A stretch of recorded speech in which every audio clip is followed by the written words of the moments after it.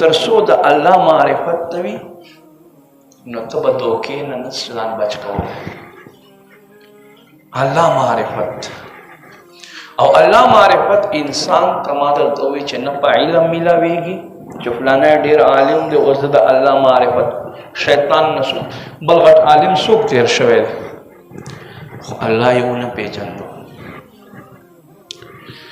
الله معرفت بني اسرائیلو کې یو سړی و یوه غوا یې را لوی کړه هغې غوا عبادت به ده کول غوا عبادت به یې کول. یو ورځ صحرا ته باسلې ده وریځ شوه بس وریځ ګړګړه آواز شروع شو او تندرونه شروع شو نو دا غوا په منډه شوه ویرېده. نو دلته الله د زړه سترګې کولاو کړې. دی وایي چې څوک یریږي هغه خدای کیدی نه شي. نو دا غوا خو یریږي دا څنګه خدای دی زه څنګه د دې عبادت وکړم. نو دلته د الله فضل په ده باندې وشو.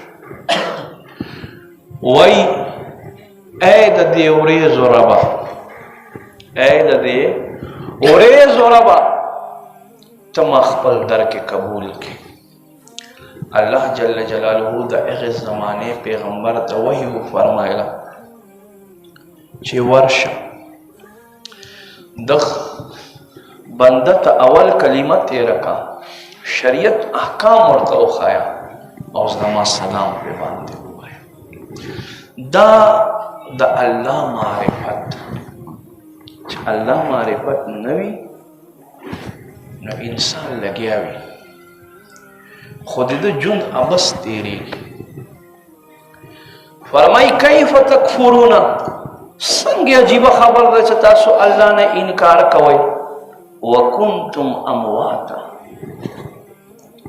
تاسو مړي وئ